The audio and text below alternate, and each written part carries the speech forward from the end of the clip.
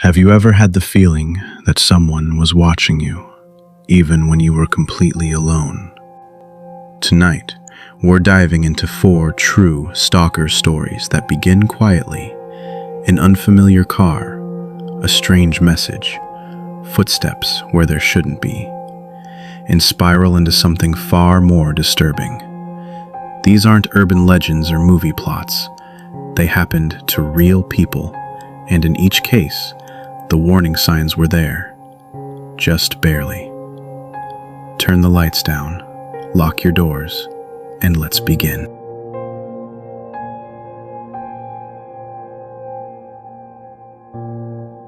My name's Lauren Calder now.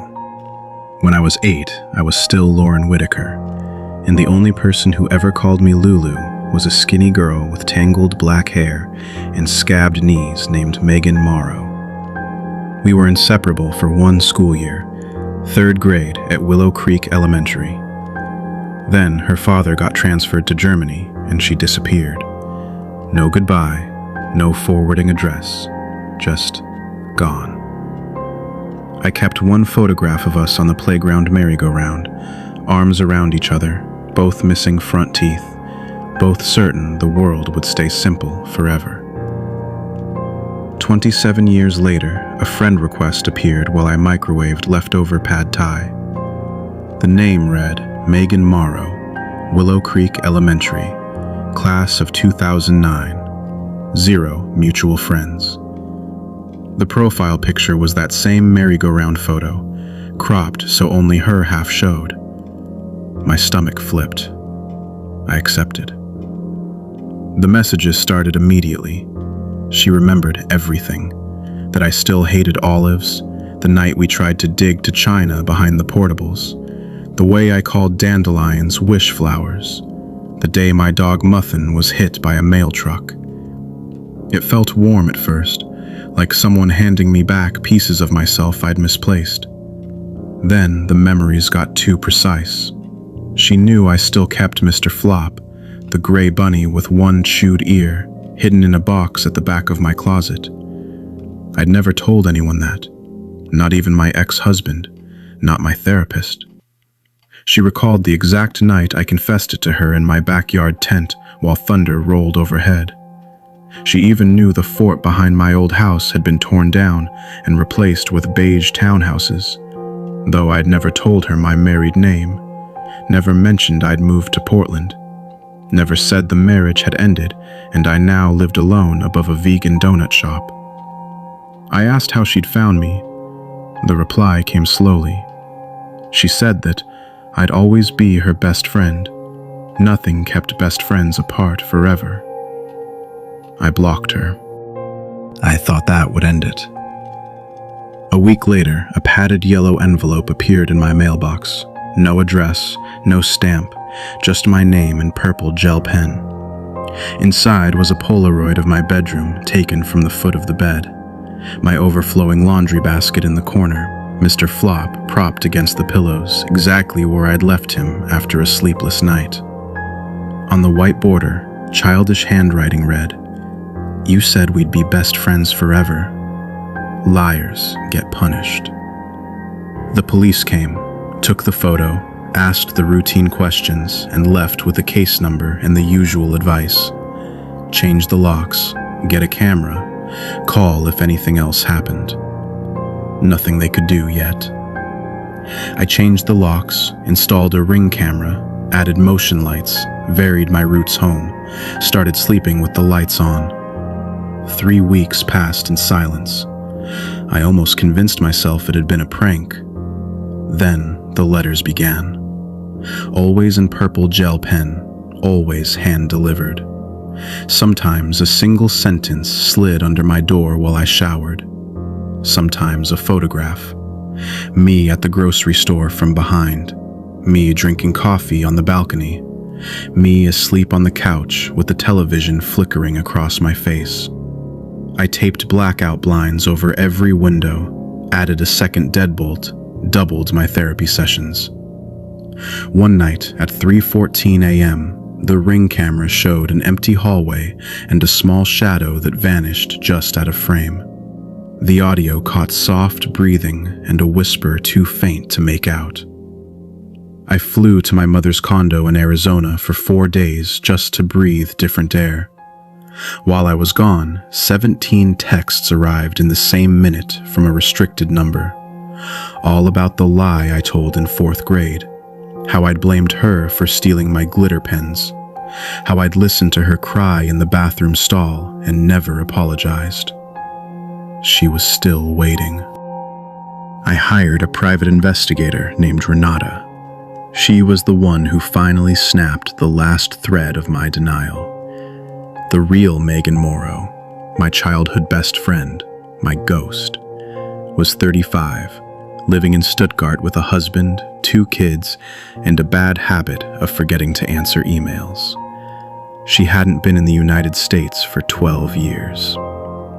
The Facebook profile I'd been tracking, the messages I'd received, the glimpses of Megan on street corners, none of it belonged to her. Someone had stolen her school records, her childhood photos, her handwriting, and built a puppet out of her absence. Megan herself dismissed the whole thing as creepy fanfic from the past. I didn't laugh, because the stalker knew things Megan couldn't. The layout of my old apartment, the nickname only my grandmother used, the scar on my wrist from breaking a fish tank when I was 7. Details no stranger should know. So Renata went hunting.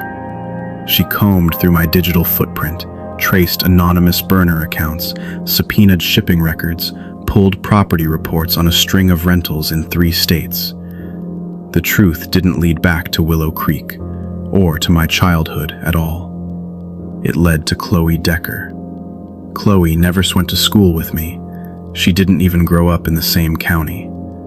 She'd grown up across the state line, moved constantly, leaving behind neighbors who described her as overly friendly and too curious about people she barely knew. Police records showed restraining orders from 3 different women, a fired babysitter job after she copied a family's house keys, a therapist's note recommending she avoid parasocial attachments and structured relationships with strangers, which is a polite way of saying, don't stalk anyone else. Her obsessions always followed the same pattern. She watched from a distance, learned routines, collected scraps of other people's lives until she could wear them like clothing.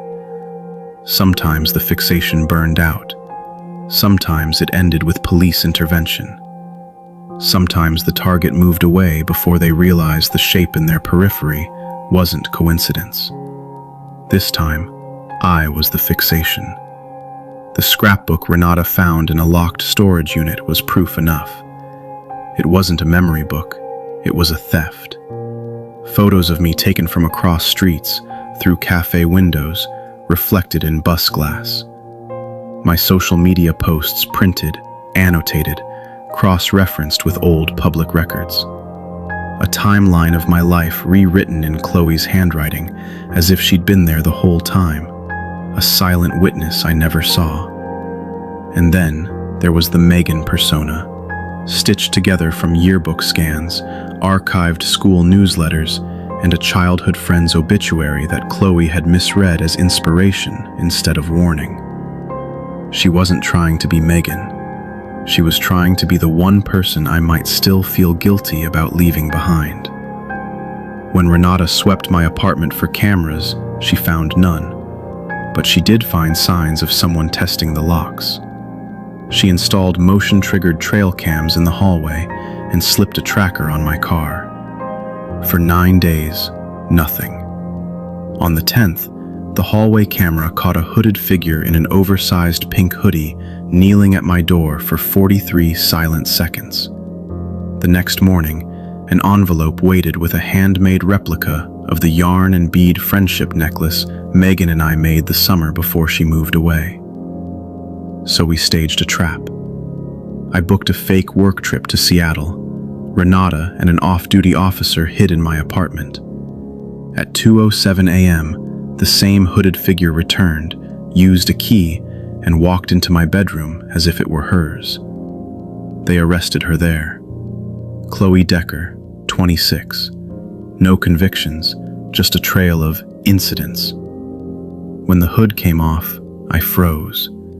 She'd remodeled her face with cheap surgery and fillers, sculpting herself into an imagined version of Megan grown up. Gray contacts, sharpened cheekbones, a fresh scar carved into her upper lip to mimic one she'd seen in a childhood photo of me after a bike crash. In her backpack, my duplicated spare key, 312 photos of me, cataloged, a forged birth certificate reading Megan Elizabeth Morrow, and a printed list of every address I'd lived at since college. Chloe took a plea, 5 years in a psychiatric treatment unit and a lifetime restraining order. For the first 6 months afterward, I moved 3 times, changed my name again, cut my hair, gained 20 pounds, deleted every trace of myself online. I learned to check under my car for trackers, learned to keep curtains closed even during the day, learned the silence of a room where no one should be listening. Some nights I still reached for Mr. Flop before remembering I'd burned him in Renata's fire pit while we drank whiskey from the bottle. Chloe becomes eligible for release in 18 months with good behavior. Last week, another envelope appeared in my new mailbox, postmarked from the prison. Inside was a Polaroid of an empty day room and 3 lines written in purple gel pen. "See you soon, Lulu. Best friends forever." No lying this time. Renata is already filing emergency transfer requests. New facility, new state, new name on the birth certificate. I don't sleep anymore. I sit by the window with the lights off and listen for footsteps in the hallway. The worst part, the part no one else will ever understand, is that for 1 year, Megan was my best friend. I did blame her for the glitter pens. I did listen to her cry and say nothing. I did promise we'd be best friends forever, and then forgot her the way children forget anything that stops being fun. Chloe never forgot. She just borrowed the ghost. But ghosts don't need apologies. They haunt anyway.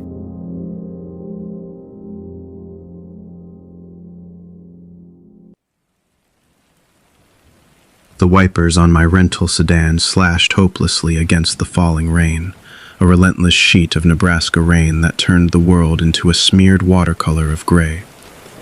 It was my 3rd day on this cross-country haul from Chicago to Denver, chasing a sales manager gig at a tech firm that promised stability after my last layoff. The GPS had crapped out an hour ago, mid-storm, spitting me onto some nameless county road off I-80. Cornfields stretched like standing corpses on either side, their stalks bowing under the storm. I'd left the city lights far behind, trading skyscrapers for this endless flatness, convincing myself it was an adventure. But now, with the sky splitting open, it felt like a mistake. I gripped the wheel tighter, heart pounding as thunder cracked overhead, vibrating through the dashboard. The odometer ticked past another mile of nothing. No signs, no lights, just the hypnotic thrum of rain on the roof. My fingers ached from clenching, knuckles white against the black plastic. Then, a jolt. The car lurched, fishtailing on the slick asphalt before settling with a defeated hiss. Flat tire. Of course. I cursed under my breath, killing the engine and fumbling for my phone in the cup holder. 0 bars. The storm had swallowed the signal whole, leaving me adrift in this watery void. Stepping out was like plunging into an ice bath. Rain soaked my jeans in seconds, plastering my dark hair to my face, cold rivulets tracing down my neck. I shivered, arms wrapping around myself as I popped the trunk for the spare. But the jack was a mystery I'd never cracked, some compact contraption that mocked my city girl hands. I wrestled with it anyway, mud sucking at my sneakers, until headlights pierced the downpour behind me. A battered Ford pickup, rust-flecked and high-beamed like a faint glare. It slowed, gravel crunching under its tires, and pulled alongside, the engine's rumble a low growl beneath the downpour. The driver's door creaked open, and a man unfolded from the cab, mid-40s maybe, broad-shouldered in an oil-stained jacket, ball cap pulled low over a salt and pepper beard. His face was weathered, eyes sharp under bushy brows, like he'd seen too many harvests. He gestured toward the flat tire with a gloved hand, then grabbed a flashlight from his glove box and a toolkit from the bed without hesitation. He knelt by the wheel, the beam cutting through the sheets of rain like a knife. I hovered nearby, arms crossed against the chill, watching his hands, calloused, efficient, loosen lug nuts with a ratchet. He glanced up once, the flashlight beam catching my face full on, and something flickered in his eyes. Not recognition, but a spark. Curiosity, or the way vulnerability hung on me like the wet fabric of my shirt, clinging transparently. I shivered harder, attributing it to the cold seeping into my bones, and edged toward the open car door, peeking at my phone again. Still dead. No escape hatch there. He worked in silence, the rain drumming on his back as he jacked up the car, the frame groaning under the strain.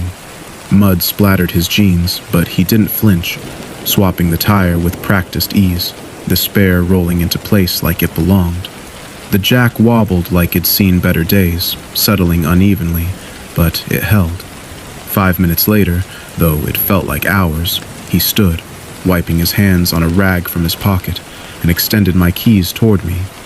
He stood too close, the heat from his body cutting through the chill for a split second. His fingers brushed mine, rough, warm, lingering just a beat too long. He nodded toward the road ahead, a silent directive, then climbed back into his truck. The pickup idled as I slid behind the wheel and pulled away, his silhouette framed in the cab's glow, watching until my taillights bled into the rain-smeared dark. I exhaled only when the road straightened, the storm easing to a patter against the windshield. The fix felt solid enough. The car hummed steady, tires gripping the asphalt without complaint. But unease gnawed at me, a prickle at the base of my skull, like eyes boring into my rearview mirror. I glanced back repeatedly, wiping condensation from the glass, but nothing stirred in the blackness. Just corn and blacktop, endless and indifferent. By 11 p.m., exhaustion clawed at my eyelids. I spotted a faint glow ahead, a roadside motel sign flickering vacancy in neon red. The plane's rest. 8 units huddled together, a flickering vending machine humming outside the office, and a clerk who barely glanced up from his dog-eared magazine as I slid cash across the counter. Room 7, $45 a night, key on a plastic fob. I collapsed onto the sagging bed, the springs creaking under my weight, and plugged in my phone on the nightstand, scarred with cigarette burns. One bar flickered to life, a fragile lifeline. I texted my sister, thumbs flying over the screen, recounting the storm, the breakdown, the stranger's silent aid that left me unsettled, yet grateful. Her response came quickly, a simple warning to stay safe and lock the doors. Her words grounded me, a tether to the world beyond this fluorescent hell. I showered off the grime, the hot water a brief mercy, scalding away the night's chill, steam fogging the mirror until my reflection blurred away. Toweling dry, I paced the thin carpet, scrolling LinkedIn on my phone, rehearsing my pitch in whispers to the empty room, ignoring the knot tightening in my gut. The man's eyes haunted the edges of my thoughts, that flicker, the brush of skin. Just a good Samaritan, I told myself, pulling the thin blanket up to my chin. Sleep came fitful, fractured by dreams of headlights slicing through cornstalks, a shadow unfolding endless in the rear view, its gaze unblinking and intimate. Morning broke, slate gray, frost rhyming the corn like brittle lace under a weak sun. I checked out at dawn, the air crisp and biting as I gulped black coffee from the motel's communal pot, scalding my tongue but jolting me awake. The interview was in North Platte, 2 hours west. Plenty of time to shake off the night's residue. I merged back onto the county road, radio crackling weather updates. Clear skies ahead, winds gusting 20 from the northwest. My phone pinged mid-drive. Email from the firm, confirming 2 p.m. with an optimistic note that felt like a good omen, forcing a smile at my reflection in the sun visor. 20 miles in, the road narrowed to a cracked ribbon veined with weeds, the GPS glitching again, recalculating endlessly, its voice looping like a broken record. I pulled over at a crossroads marked by a rusted sign, fields whispering in the wind. Phone hunting bars, it finally snagged one. I snapped a photo of the signpost. County Road 47, faded letters exposing the desolation. For my sister, a digital breadcrumb to ease her worry. Stepping out to stretch, I arched my back, breathing deep the scent of damp earth and diesel from passing trucks on the distant highway. That's when I saw it. Tire tracks in the mud, fresh and deep, paralleling mine from the night before. The pickup's tread pattern, unmistakable, wide, aggressive, biting into the soft shoulder. Coincidence? My laugh came out brittle, echoing in the open air. Highways are full of trucks. I climbed back into the car, engine rumbling to life, and punched the gas harder than necessary, gravel spitting behind me. By afternoon, North Platte loomed on the horizon, strip malls blooming like weeds, semis thundering past in herds, the pulse of civilization flooding back. The interview unfolded smoothly in a glass-walled conference room, a firm handshake from the hiring manager, discussions of onboarding timelines and team synergies that left me buzzing with cautious hope. Elation coursed through my veins like caffeine as I hit a drive-thru for a burger and fries, treating myself to the greasy comfort of normalcy. Full bars on my phone now. I messaged my sister from the parking lot, sharing the triumph in hurried words, planning my route back east to crash in Omaha and perhaps celebrate with cheap wine later. Dusk fell early, shadows pooling in the corn like ink and water.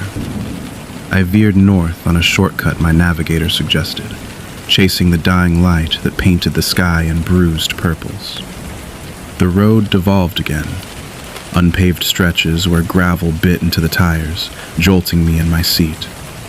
Service dipped to 2 bars, then 1, the phone's screen dimming. I crested a low hill, the horizon unfolding, and spotted a distant farmhouse, warm windows glowing amber against the encroaching dark, a silo standing like a forgotten monolith. Hope sparked in my chest, fragile but insistent. Maybe borrow a charger, use a landline, anything to bridge the gap back to the world and shake the growing isolation. But as I slowed to turn onto the drive, gravel crunched underfoot, unnaturally smooth, raked flat in the last hour, the stones aligned too perfectly. Wind? No, this was deliberate. The earth combed. My skin crawled, a flush of heat despite the chill seeping through the cracks. Footsteps? Imagination, the wind playing tricks through the stalks. I killed the engine, pocketed my keys with shaky fingers, and trudged toward the light, boots sinking into the mud, each step heavier than the last. The burner phone waited on the windshield, wipers parked in surrender, its cheap plastic screen winking blue in the gloom. I'd left my own charging on the seat, hadn't I? Slipped it there during a quick check for maps? Heart slamming against my ribs like a trapped bird, I snatched it up, thumb smearing condensation across the display. The message glowed stark and anonymous. Don't walk alone. Fields hide things. Who? How? The words burrowed into my brain, cold and knowing, as if penned by the shadows themselves. Panic bloomed, hot and sharp, as footsteps registered, real this time. Crunches on the loose gravel, a soft shuffle circling from the tree line. Headlights flared from the dark like twin eyes awakening. That same battered pickup's roar shattering the wind, engine baying as it lunged from the shadows. I bolted without thought, cornstalks whipping my face like lashes, tearing at my jacket with barbed husks. Thorns or fingers?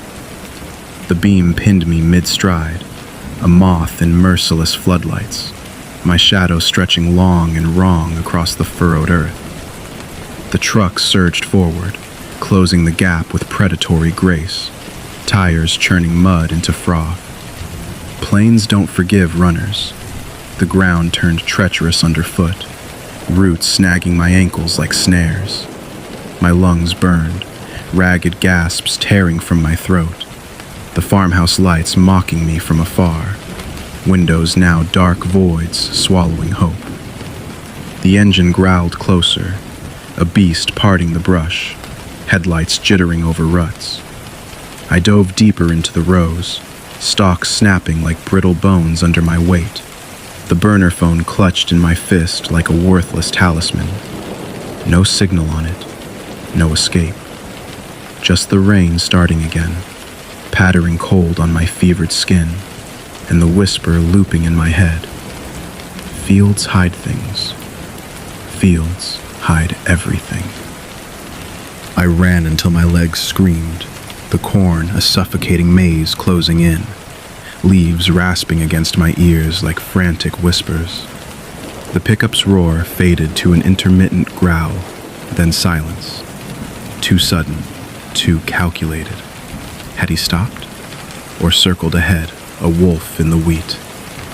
My breath came in sobs now, chest heaving as I collapsed against a thick stalk, its rough fibers scraping my palm.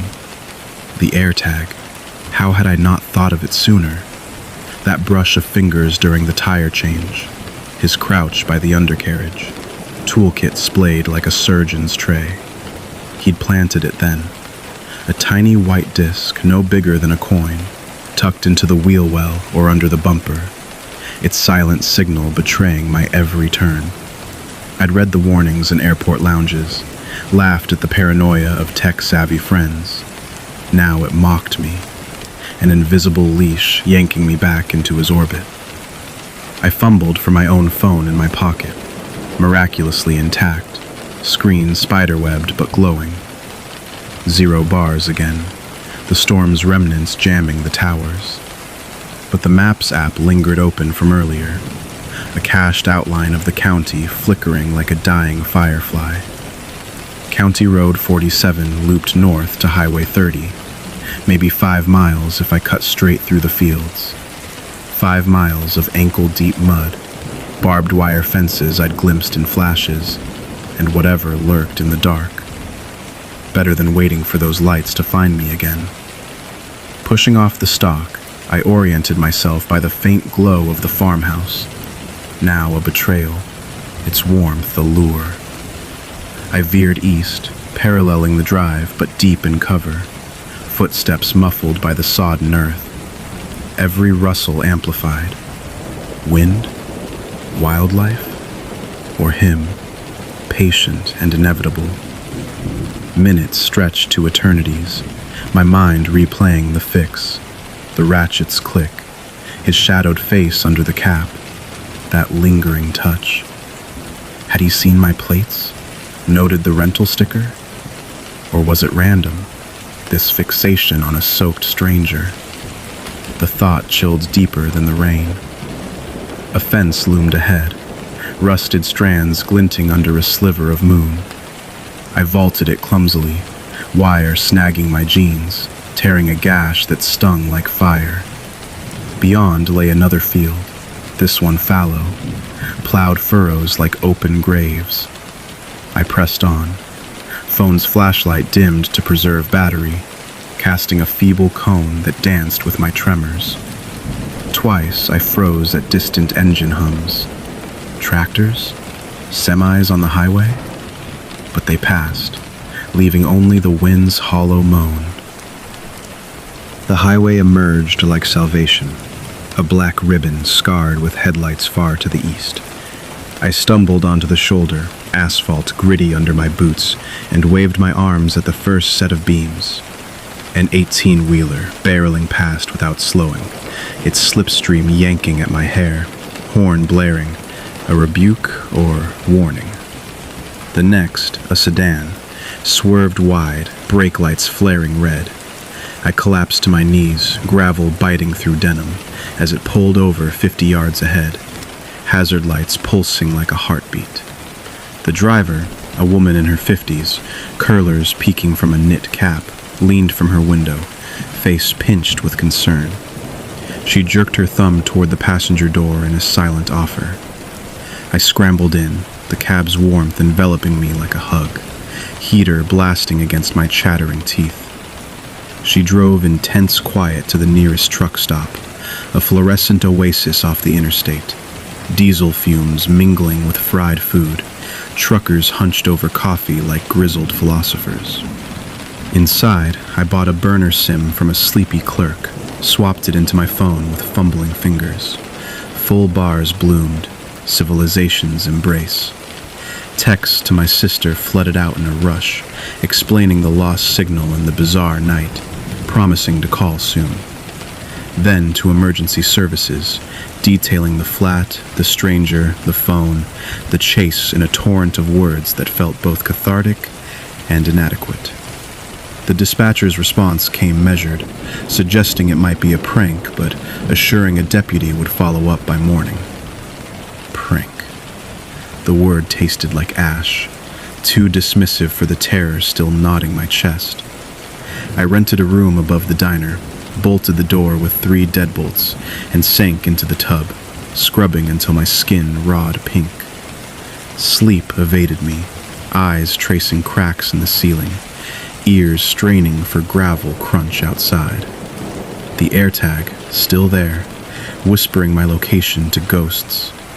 Dawn would bring a mechanic, a scan, removal.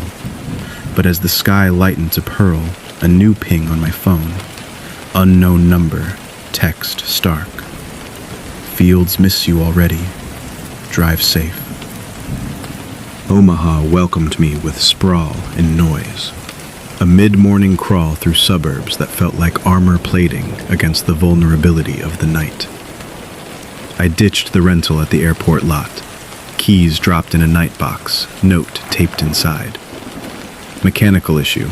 Please inspect thoroughly for trackers. A rideshare to a coffee shop, then a bus to a friend's couch in Lincoln. Borrowed wheels for the final leg home. Paranoia rode shotgun. Every pickup in the mirror a suspect.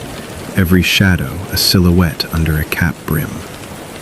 The SIM swap bought a fragile piece, or the illusion of it. My sister's messages anchored me. Daily check-ins that I answered with forced cheer. Her concern a quiet undercurrent. The firm emailed an offer midweek. Conditional, pending references, but enough to ignite visions of Denver's mountains as a fresh start. I accepted, the weight lifting slightly, though the plane's echo lingered like a bruise. But the texts persisted, sporadic and spectral.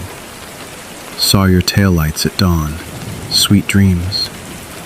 Blocked numbers, traced to burners discarded in ditches I imagined in my darker moments. I scanned my new ride, a borrowed Civic, nondescript, with a cheap detector from an online paranoia shop. Clean.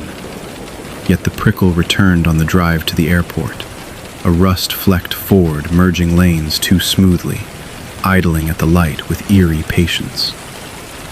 Boarding the flight, I exhaled into recycled air, seatbelt a fragile harness against the unknown. Chicago lights sprawled below like a safety net woven from steel and glow. Home. But as the plane banked west, my phone, powered off for takeoff, vibrated once in my bag, an impossible tremor. Screen dark, yet the buzz lingered, a phantom limb twitching. Fields hide things, it seemed to murmur from the void. And some shadows follow the wind, no matter how far you run.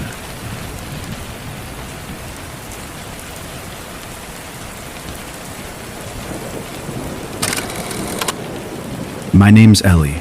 I'm 28 now, but this happened 2 years ago when I was just a quiet freelancer trying to live a peaceful life in Purcellville, Virginia. Tiny town in Loudoun County. Apple orchards, mountain views, one stoplight. The kind of place where everyone knows your dog's name and nobody locks their doors. I'd moved out from the DC area for cheaper rent and prettier scenery, and rented a cute 1920s Craftsman on Hearst Road. Creaky porch swing, honeysuckle in the backyard, the works. It started like every cheesy rom-com wrong number story. It was late October, leaves blazing orange. I'm reheating lasagna when my phone buzzes. Unknown 703 number. Hey babe, you home yet? Traffic on 7 was a nightmare today. I laughed. My ex never called me babe, and this definitely wasn't his number. I texted back, wrong person, LOL, but yeah, Route 7 is hell right now. Instant reply, oh damn, my bad. Who's this? Ellie, you? Jake, contractor in Ashburn. Meant to text my girlfriend Sarah. She works at Hillsborough Vineyards and is always late.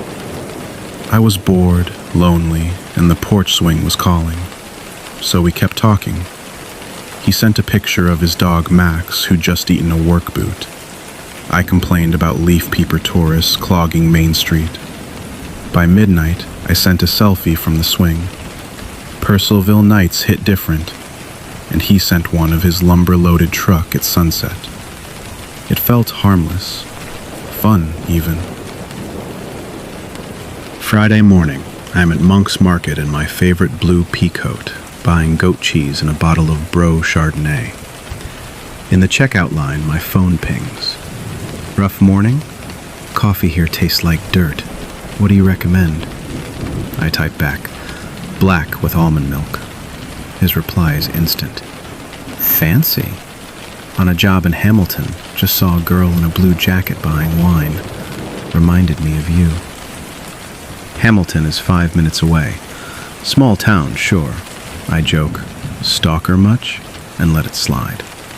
That afternoon, he mentions the exact Catoctin overlook I'd casually brought up the night before. I hike it the next day anyway. At the top, I snap a picture, wind in my hair, red scarf flying. His text comes before I even start downhill. Killer view. Love the red scarf. Matches the leaves. I'd tied that scarf on that morning. No one was behind me on the trail. Sunday brunch with my friend Lena at County Line Kitchen. Avocado toast, bottomless mimosas. I show her the thread. She swoons over the dog pics and tells me to chill. We're paying when another text lands. Brunch looked good. That green top suits you. Jealous of the company? Emerald blouse, freshly changed into that morning. Nothing posted anywhere. I finally ask, okay, how the hell do you know what I'm wearing? Saw you at the restaurant. Had a meeting nearby. Waved, but you were busy. Lie. County Line doesn't do Sunday meetings. That night, he asks about the lasagna I'd mentioned exactly once on night 1. I blocked the number with shaking hands, double-checked every lock, and left every light in the house blazing. Monday, new unknown number. Miss me? I block the number immediately. On Tuesday, volunteering at Loudoun Hunger Relief, hauling 50-pound rice sacks when I once again get a text from an unknown number. Good work today. Those rice bags are heavy, huh? I hadn't told a soul I was there. Block. Wednesday, while I was having a run on the W and OD trail, Nice pace. That hill by the trestle kicked my ass last time. Hydrate. Block. Thursday night at Lena's. Wine and panic. She finally says the word. Stalker. Friday night, a thunderstorm slams in. I'm drawing by lamplight when my phone buzzes at 9:47 p.m. New number. One photo. My bedroom window. Taken 20 minutes earlier from the backyard. Honeysuckle pushed aside. Quilt rumpled from my nap. Lamp glow visible. The message underneath. You shouldn't block people who are just trying to get to know you. I screamed, grabbed my keys, and drove through the downpour to the Purcellville PD. Sergeant Reyes took one look at the photo and went pale. Stay with a friend tonight. We're sending cars to your house. The next day, I'm at Lena's, scrolling old texts for clues. I zoom in on the very first truck picture he sent, the Sunset Lumber one. In the side mirror, the reflection of a street sign. Hurst Road. He'd taken that picture in my neighborhood before he ever texted me. Reyes runs plates from street cams. Jacob Ellis, 35, Ashburn, contractor. His ex-wife had a restraining order against him from the year before. That night, he texted the police burner phone. Hiding won't help, Ellie. Bear Branch Park last spring, you were sketching by the creek. Beautiful lines, like you. I'd been there alone in April, wildflowers and a quilt, 0 photos posted. Reyes sets the trap. Saturday night, deputies in the woods, drone overhead. I sit in the dark kitchen with a baseball bat, front door deliberately unlocked. 11:03 p.m. Wet footsteps on the grass, shadow at the window. Text. Let me in. We should talk. I type back. Doors open. The knob turns. He steps inside. He's tall, soaked flannel, cap low, eyes wild in the sudden floodlights. Ellie, he whispers, like we're lovers. Finally. I back toward the counter. How long? I asked. 2 years. Harvest Festival 2022.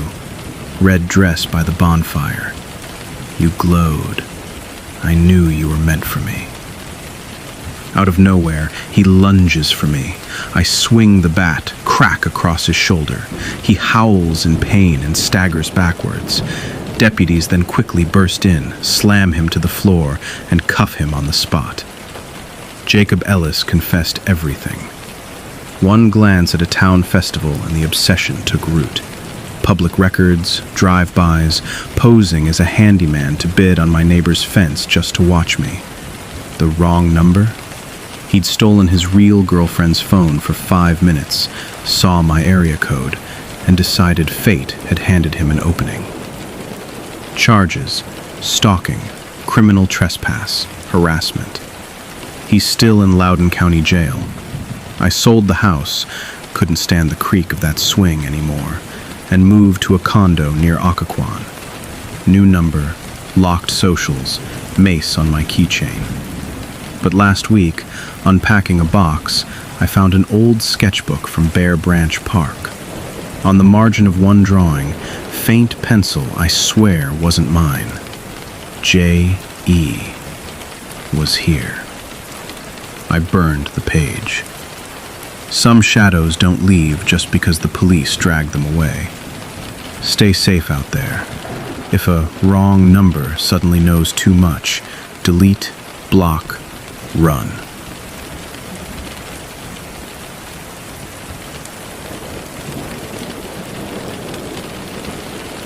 I never thought a $650 a month studio in a crumbling brick walk-up on Mercer Street would become my personal hell. But desperation blinds you. Fresh off a brutal breakup and sudden job loss, I signed the lease on Unit 3B, sight unseen. The building was a 1970s relic, yellowed wallpaper curling in the lobby, elevators that groaned like dying animals. walls so thin you could hear a neighbor's microwave beep at 3 a.m. My place was a shoebox with a Murphy bed, a hot plate pretending to be a kitchen, and one grimy window overlooking a dumpster alley. Rent was cheap because turnover was high.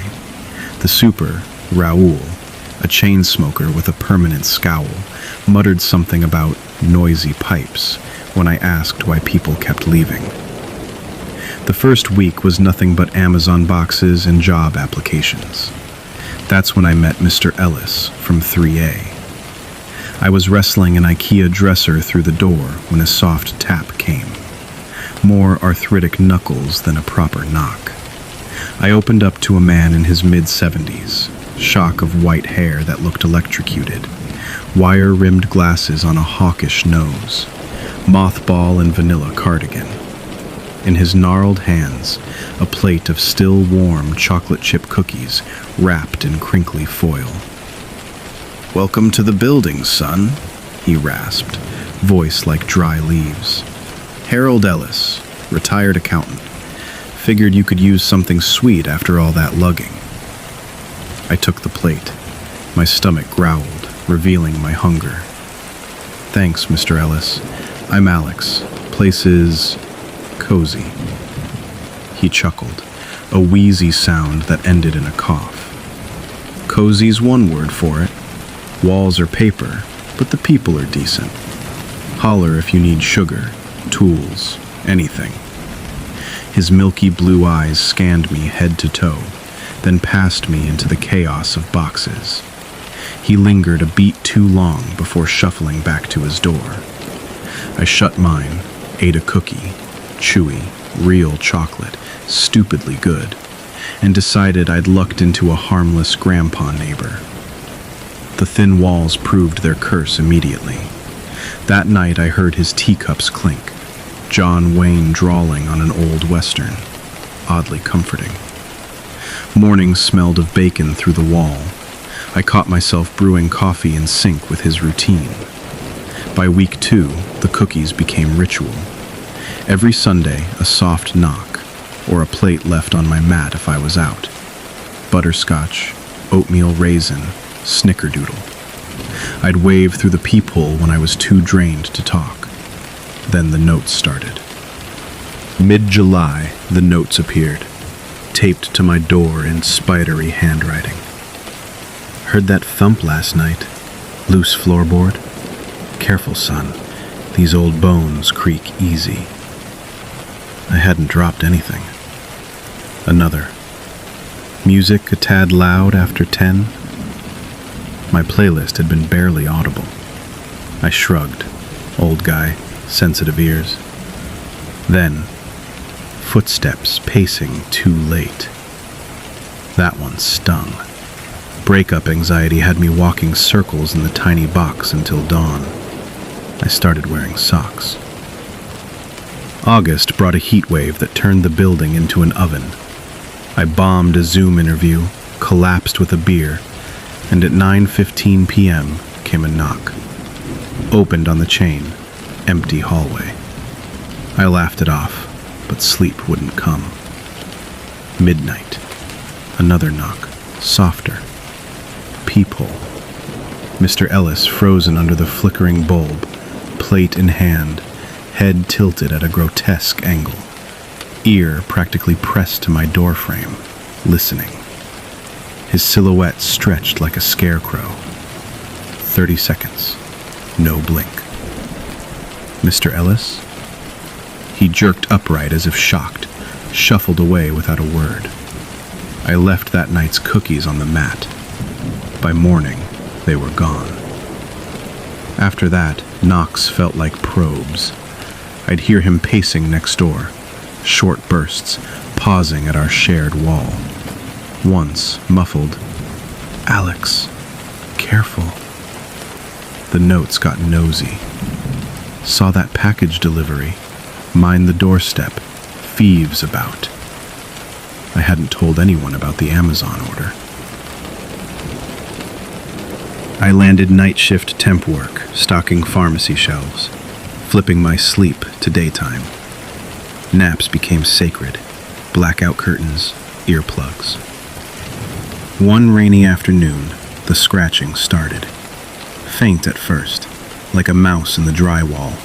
Scritch, scritch, from the closet. I ripped out the earplugs. It stopped. Then resumed, deliberate, rhythmic, almost Morse.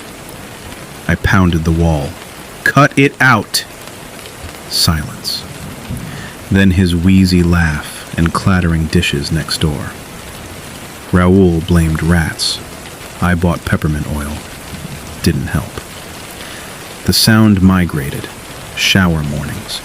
Post-shift 4 a.m. Always when I was most vulnerable. One night, it came from inside my bedroom door. Slow, upward drags, like nails testing the knob. I ordered a cheap Wise knockoff camera with night vision, stuck it high in the corner, angled at closet and front door. First night, false alarm, vent rattling.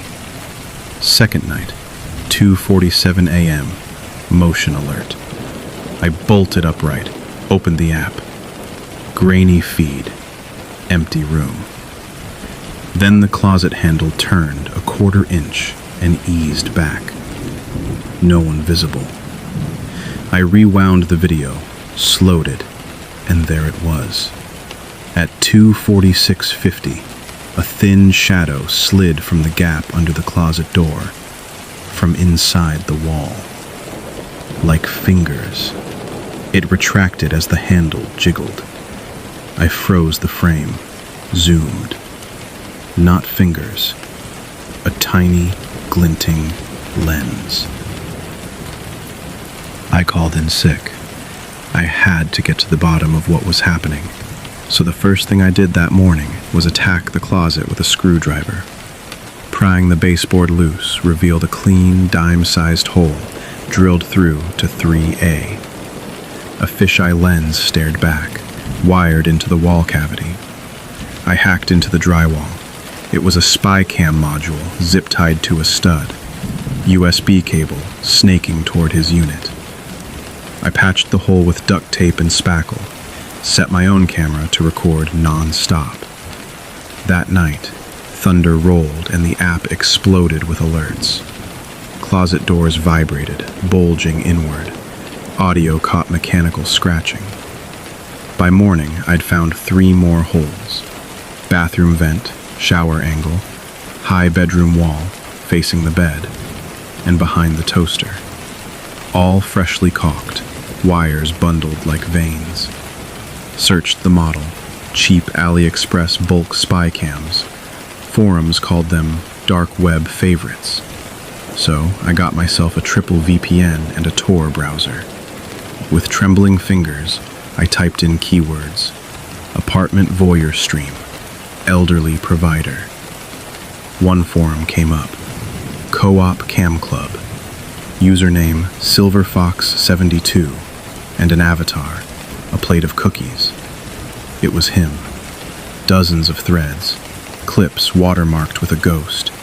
It didn't take long for me to find my face in a thumbnail, mid-yawn, posted on July 15th. In the video's description were the words, "fresh meat." Bids had been placed in crypto. I couldn't help it. I shot up from my chair, ran to the kitchen, and vomited into the sink. The cookies built trust. At first, they were a neighborly gesture, warm chocolate chip batches left outside my door in 3B, signed with a shaky E on crinkled note cards. Ellis from 3A, the quiet widower with the model trains, or so I thought. I scarfed them down between freelance gigs, too buried in deadlines to question the sweetness. Then came the notes. Real complaints at first, my actual noise leaking through the thin walls. Late-night pacing, muffled arguments on the phone, the occasional sob after a bad date. "Please, son," one read. "The echoes keep us both up." I crumpled them, spite flaring. Cranked the music louder, death metal thrumming through the vents, just to spite him. That flipped the switch. Revenge porn, Elder Edition. I packed a duffel in a haze of fury and fear, called Raoul, the super, from the lobby payphone. He shrugged off my rant about Ellis. Quiet guy. Wife OD'd years back. Son never visits. Harmless, mostly. The cops needed evidence. The dark web is slippery. Anonymous uploads, ghost accounts. No trace unless you knew where to dig. I doubled back at dusk for my laptop, the one thread tying me to remote work. A knock rattled the door. At the peephole, Ellis, head tilted at an odd angle, extending a plate like an offering. One last batch, son. For the road? I cracked the door on the chain, heart hammering. Why? His smile never reached his eyes. He leaned closer, breath fogging the gap. You didn't listen, Alex. I told you. The walls carry everything. Your pacing, your crying, it all echoed right through. I gave folks a show. They pay well for real pain. A pause, then softer. Ignored the old man, so I shared yours. Fair trade. I slammed the door, bolted it, and scrambled to the fire escape. Dialed 911 with shaking fingers, whispering the address. The raid hit at 10:42 p.m. Battering rams shattering the hallway quiet, boots thundering throughout the building. They dragged Ellis out in cuffs, his thin frame muttering about his model trains. His apartment was a tomb of secrets. Sprawling railroad layouts veiling stacks of hard drives, screens frozen on feeds of me, showering, sleeping, unraveling. Terabytes of previous tenants too, ghosts in the machine. Journals lined a shelf, ledgered in faded ink. My sins tallied like boxcars. Ignored knocks, 7. Dismissed notes, 12. The night I blasted death metal until the walls vibrated. He was charged with 18 counts. Unlawful surveillance, distribution of intimate images, federal wire fraud. Bail denied. He vanished into the system, a faded snapshot in the news. I broke the lease that week, crashed on my cousin's couch in Jersey. Picked up remote tech support. Ironic, shielding strangers' data while mine bled out online. Therapy chipped at the nightmares. Shadows slinking through vents, phantom scratches on doors. Sometimes I drive past Mercer Street. Lights flicker in 3A now. New tenant, oblivious to the inheritance. Raoul waves from the stoop, cigarette glowing like a warning beacon. Quiet now, kid. Real quiet. But I know better. Walls carry everything, and some echoes never stop.